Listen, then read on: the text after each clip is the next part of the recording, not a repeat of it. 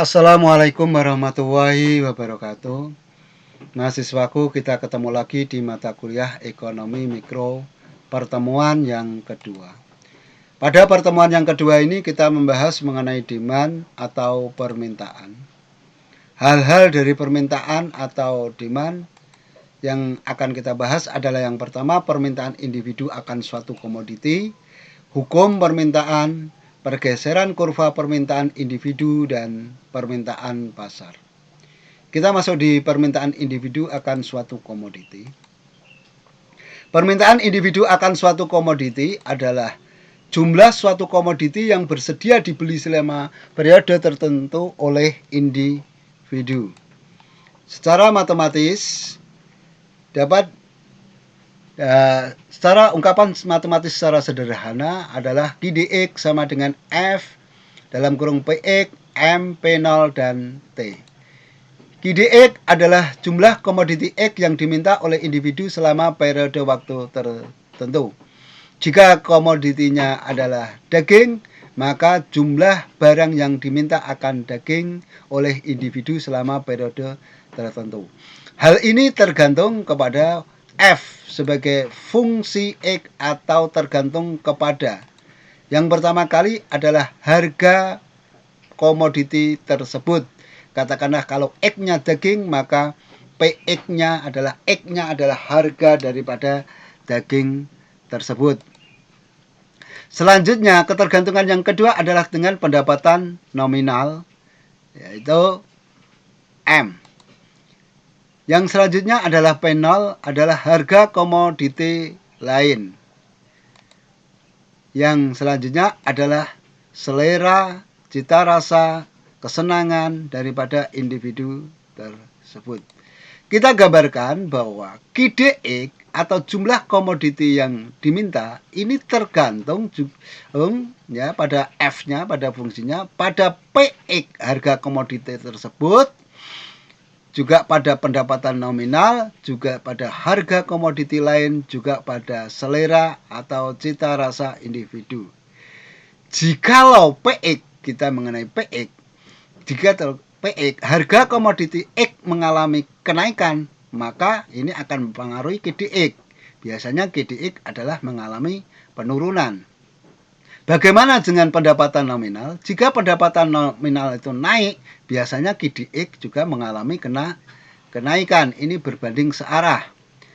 Sementara untuk P0 harga komoditi lain ini juga mengalami perubahan pada QDX-nya, tetapi ini nanti di harga komoditi lain ini akan kita bahas lebih lanjut, karena di komoditi lain ini adalah ada barang komplementer, ada barang substitusi. Sementara selera atau cita rasa ini biasanya kesenangan seseorang juga mempengaruhi jumlah barang yang akan diminta. Biasanya dengan selera cita rasa yang sangat tinggi, juga barang yang akan dikonsumsi semakin banyak, tetapi selera atau cita rasanya adalah rendah, dia juga mengalami QDX-nya akan mengalami penurunan. Dengan mempertahankan pendapatan nominal individu, harga komoditi lain dan selera individu tetap konstan, yaitu kita lihat pendapatan nominal, harga komoditi lain, dan selera individu kita anggap konstan atau ceteris paribus atau tidak mengalami perubahan, maka kita dapat merumuskan QDX sama dengan F fungsi atau ketergantungan pada PX, M, P0, dan T. Karena ketiganya yaitu pendapatan nominal, yaitu M-nya, harga komoditi lain P0-nya, serta selera individu T-nya itu adalah ceteris paribus, maka di mana garis lingkaran di atas untuk huruf M, P0, dan T berarti ketiganya dipertahankan konstan, maka persamaan matematis yang terakhir biasanya disingkat dengan QDX sama dengan fungsi PX yang lain adalah ceteris paribus. Pembahasan selanjutnya adalah hukum permintaan. Misalkan fungsi permintaan individu barang X adalah QDX sama dengan 8 min PX, kita akan peroleh di dalam tabel jika PX-nya adalah $8, QDX-nya adalah 0. Jika PX-nya adalah $7, maka QDX-nya adalah 1. Jika PX PX-nya adalah $6, maka GDX-nya adalah 2. Jika PX-nya $5, maka GDX-nya adalah 3. Jika PX-nya $4, maka GDX-nya adalah 4. Jika PX-nya adalah $3, maka GDX-nya adalah 5. Dan PX-nya $2 adalah GDX-nya 6. Dan PX-nya $1, maka GDX-nya adalah 7. Dan ketika PX-nya adalah $0, GDX-nya adalah 8. Kita perhatikan di demand ini.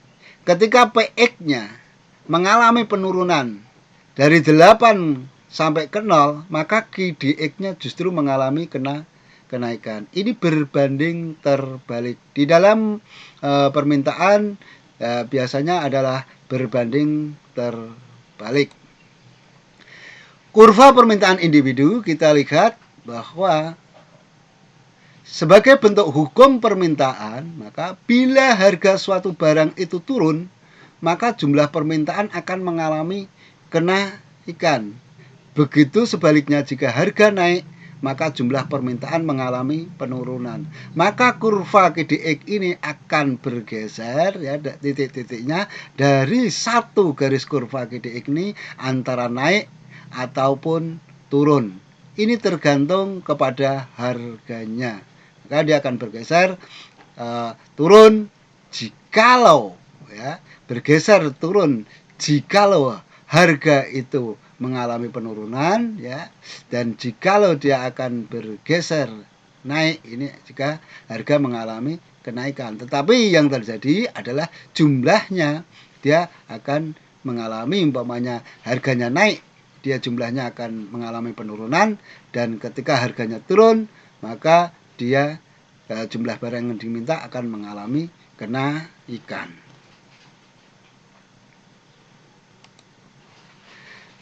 Selanjutnya yaitu pergeseran kurva permintaan individu. Pergeseran kurva permintaan ini bila pendapatan nominal, kita memasukkan salah satu daripada ketergantungan yaitu pendapatan nominal, ya. Individu mengalami peningkatan sementara pengaruh yang lain yaitu selain harga dan pendapatan. Jadi kita selain memasukkan harga juga memasukkan pengaruh yang lain yaitu pendapatan. Dan yang lainnya yaitu selera, ya, dan barang lain itu dianggap ceteris paribus. Maka yang terjadi adalah adanya pergeseran kurva permintaan individu akibat efek pendapatan.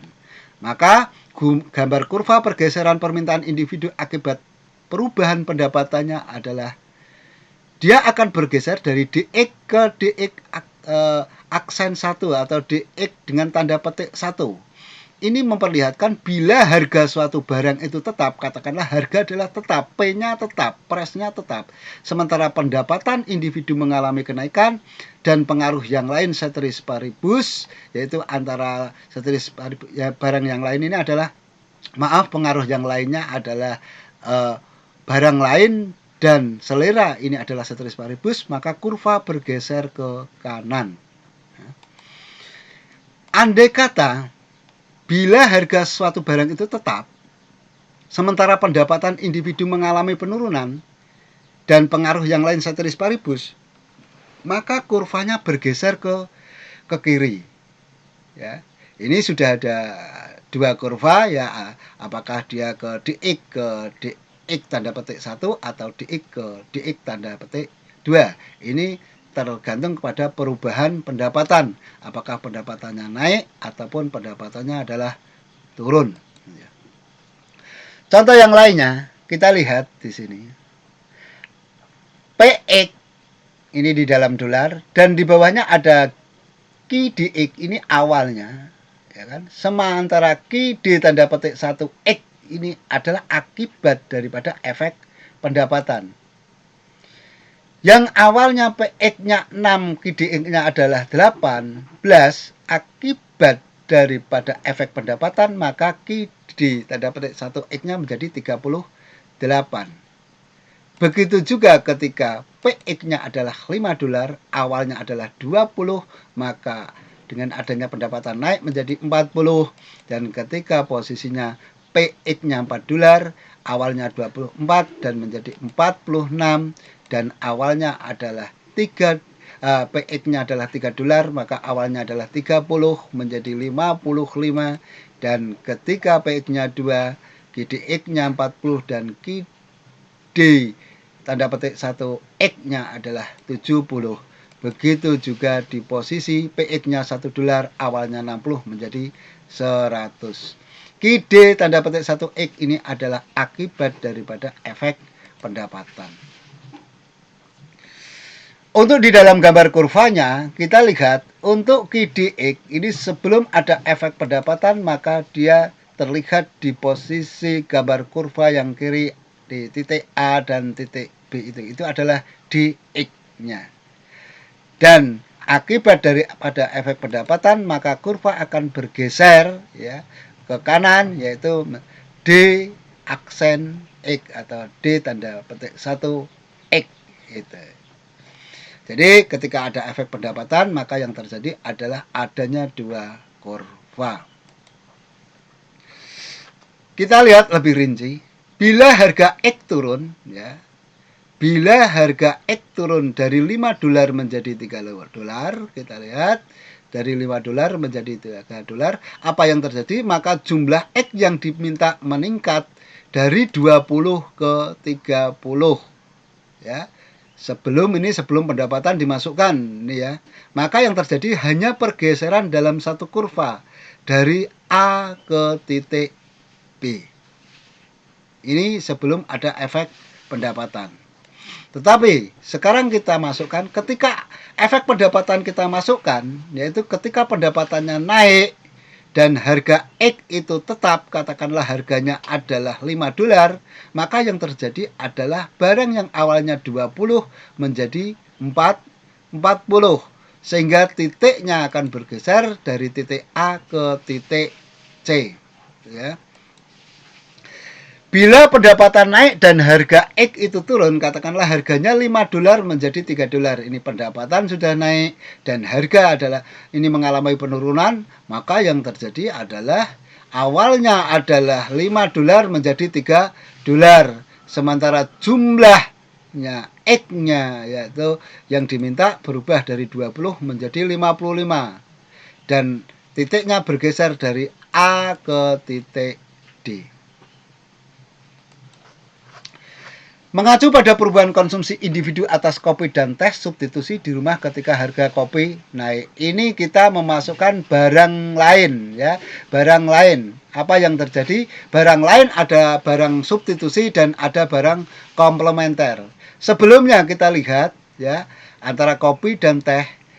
Untuk kopi kita lihat harga kopi awalnya 40, jumlah yang diminta adalah 50.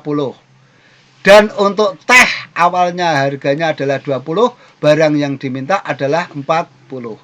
Tetapi ketika terjadi harga kopi mengalami kenaikan, yang terjadi adalah awalnya harga kopi adalah 40 menjadi 60 dan awalnya barang yang diminta adalah 50 menjadi 30.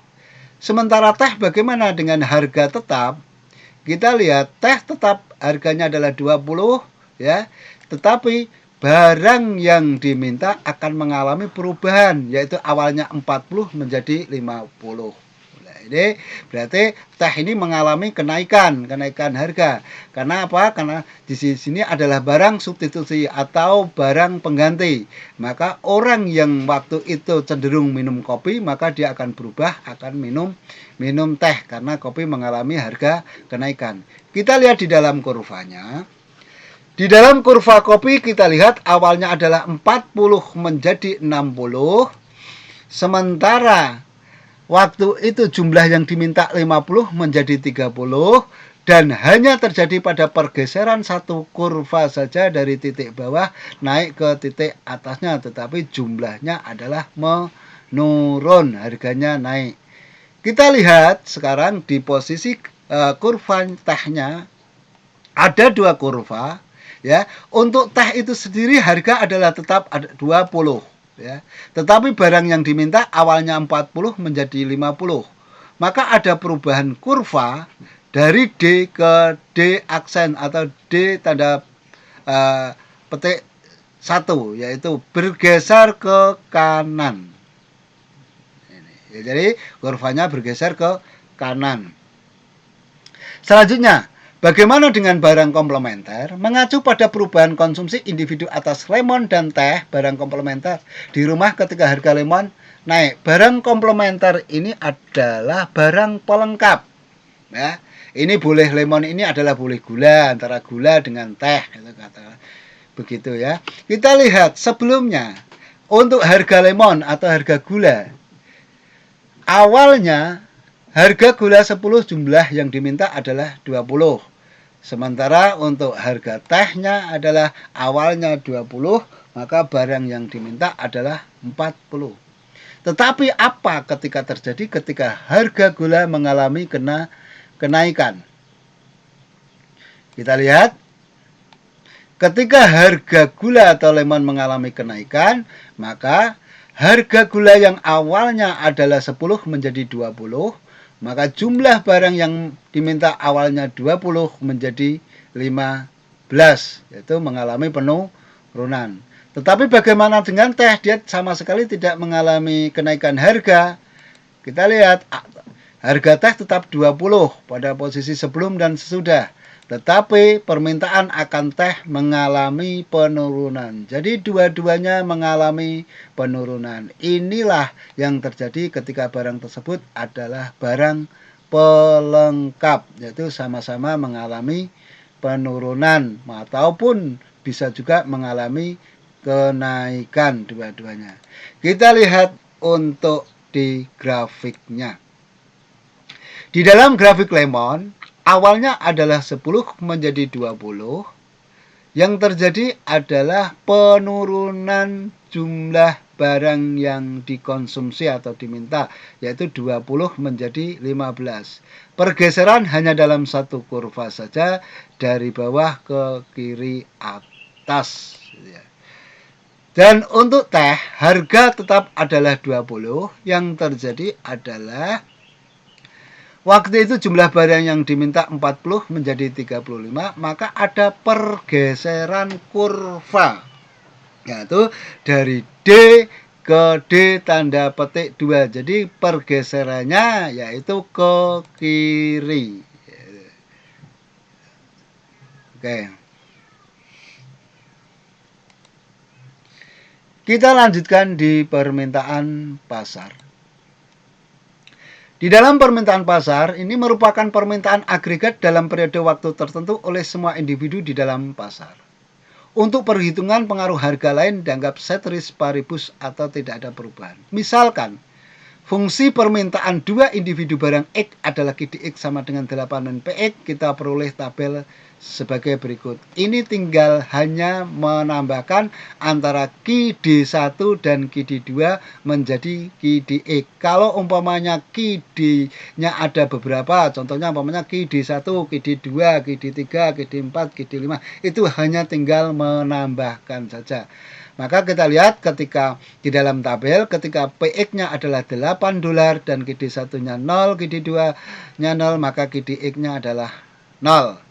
Dan ketika PX-nya $6, QD1-nya 1, QD2-nya 1, maka QDX-nya adalah 2. Dan ketika PX-nya 4, QD1-nya 2, QD2-nya 2, maka QDX-nya adalah 4. Dan selanjutnya ketika PX-nya $2, QD-nya 1, 3, QD2-nya 2, dan QDX-nya adalah 6. Dan yang terakhir di situ PX-nya adalah 0, QD1-nya 4, QD2-nya 4, maka QDX-nya adalah 8.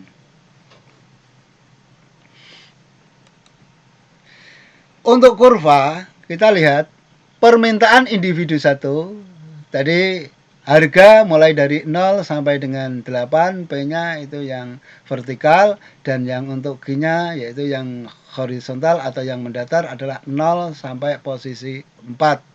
Ya, itu. Dan untuk permintaan individu kedua, karena tadi rumusnya sama, kita kita sesuaikan atau kita gambar secara sederhana tadi, kita hitung secara sederhana itu tadi, maka antara permintaan individu 1 dan permintaan individu 2 adalah kita anggap sama. Tetapi nanti pada realitanya bahwa permintaan individu itu adalah tidak sama dan itu bervariasi. Tetapi harga adalah di sini adalah sama. Maka yang terjadi adalah di permintaan pasar, yaitu untuk yang garis vertikal tetap, yaitu sampai posisi angka 8, tetapi yang horizontal atau yang mendatar itu adalah beda, itu sudah menjadi 8 karena 4 untuk permintaan individu 1 dan 4 untuk permintaan individu 2, jadi 8. Ini ada satu contoh. Bila terdapat 1000 orang yang identik di pasar, berarti pasarnya ada 1000 orang. Masing-masing dengan permintaan komoditi X, yaitu yang dirumuskan QDX sama dengan 8 min PX. Sementara pengaruh yang lain dianggap ceteris paribus, maka skedul permintaan pasar pada kurva permintaan pasar untuk komoditi X diperoleh sebagai berikut. Kita ambil rumusnya adalah QDX ya, untuk D kecil ya di sini, sama dengan 8 min PX ceteris paribus. Ya. Dan untuk QD ini, D besar, ini berarti keseluruhan pasar, X-nya. Sejumlah berapa tadi? Adalah sejumlah 1000 orang. Maka tinggal mengalihkan saja 1000 orang di dalam rumus, maka yang terjadi adalah 8000 min 1000 PX. Skedul permintaan pasarnya yang terjadi adalah PX ya, dalam $8, maka QDX-nya sudah masih 0 dan PX dolarnya 7, QDX-nya sudah menjadi 1000 dan PX-nya $6, QDX-nya 2000 dan selanjutnya sampai pada posisi PX-nya adalah $0, maka QD besarnya X adalah 8000. Oke. Kepada mahasiswaku semuanya, ini adalah materi mengenai demand. Untuk di skedul permintaan ini, saya mohon untuk semuanya mahasiswa ya yang mengikuti mata kuliah saya untuk membuat tugas, yaitu kurva yang di dalam contoh 1 ini tolong Anda gambarkan, yaitu di bawahnya gambarkan kurvanya dan kirim melalui email paling lambat minggu depan atau pertemuan berikutnya. Untuk email Bapak Khalid adalah faridkhalid888@gmail.com.